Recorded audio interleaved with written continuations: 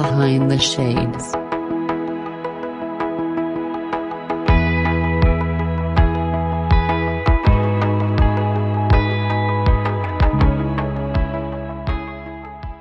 Many people may know someone that has gone through a situation where they're pregnant. This is something that maybe they don't know that they can do. And maybe they're considering their options. Like, what was some of the emotions that you experienced during the build up to saying, okay, I need to make a decision, and the decision that I'm going to make, I need to make sure I stand by it. Mm-hmm. So what's so crazy about this is that I felt such a deep shame because growing up, I remember like Maury being on TV and these women going through these wild situations. And so having that judgment of like, these women are in these situations with these people. And it was just like, I felt like I was living in a Maury TV show, even though that wasn't the case at all. It was just kind of like, it felt chaotic and it felt shameful to me. So you didn't end up on that show, did you? God, no. No. I don't even know if it's still on. And the situation wasn't the same, but I just remember like that element of shame that those people would have felt on that TV show for whatever reason. My brain could relate to that shame that they felt. And so, what's also interesting is prior to my own experience, I had been there for friends that had gone through it. I had walked that path with them, but it was never an option for me. And I had always said that I respect people's right to choose, but it's not the choice I would make until I was there myself. And if that doesn't humble you, nothing else does. So in finding out the situation, and I was in a relationship at the time, not with someone who was very supportive, but I was in a relationship.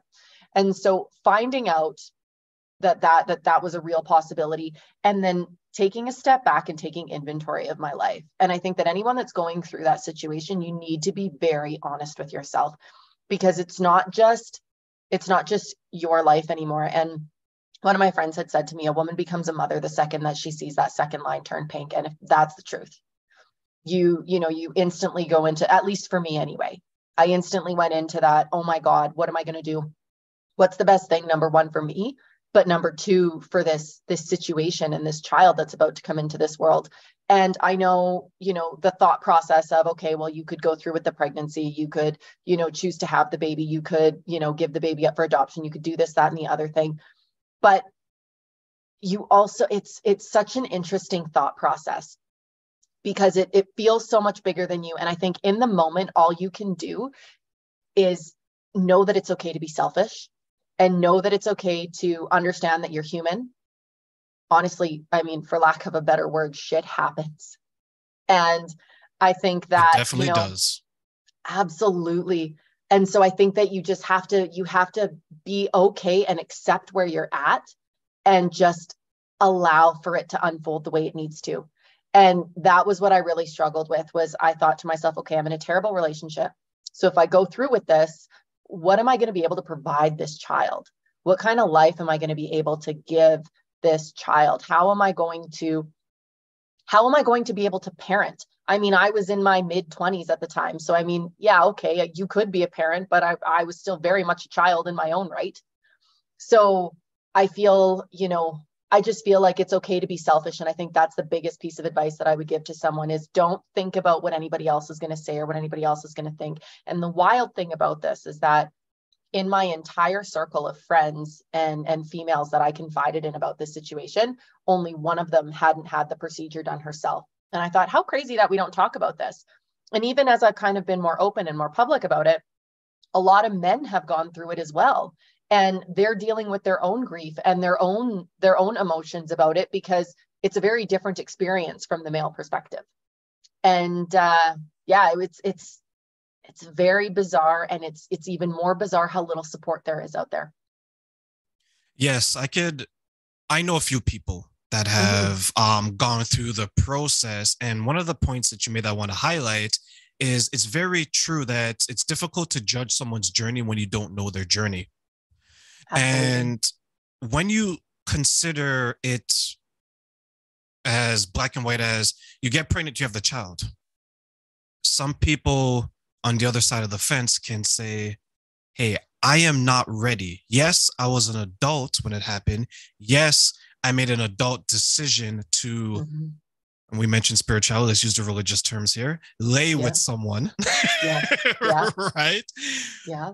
But there's results and there's consequences to all of our actions. And sometimes we may do something knowing that there's a possibility of this result happening, but we Mm-hmm. don't ever factor that in because we protect ourselves, right? We have all these Mm-hmm. things, but then when it hits the fan, that's when it's like, I'm definitely not ready. And you have the shame, you have Mm-hmm. the guilt Mm-hmm. around you, but you were fortunate enough to have people around you that had a similar experience before you went through it. And we don't know if subconsciously you were pulling from them, because I'm pretty sure that if it was you and everyone else was, nope, this is blasphemy, you're going to hell, you're a Jezebel, you'd have been like, oh my God, like maybe I should just have this baby and struggle because everyone around me is giving this type of pressure. When you deal with people who experience trauma, do you see that side where they feel very alone and they feel very lonely and the pressure is just mounting and mounting on them? Absolutely. And to add to that, even though I did have that support, it felt like a very lonely journey, even in the friends that I did have around me and the supports I did have. And I have noticed that with other people where they don't have the support and it makes it that much harder. The other thing too is that I think it's so important for people that go through this experience to grieve it. Because if you think about it, if you have a miscarriage or if you lose a baby or whatever, there's an element of grief associated with that. And going through that process is very different. When you terminate it, a lot of what people will say, or at least in my experience, was, well, you terminated your pregnancy, you chose that, so you don't have a right to grieve. But that's not true either. You have to have that grieving period of grieving for, the mistake that you might feel you made, or not even the mistake, but the decisions and the processes and everything else that you went through. The other thing too that I think we don't look at is that, sexuality is a part of life. It is what it is. And I think that, you can be careful and you can have all of these precautions in place, but, life happens.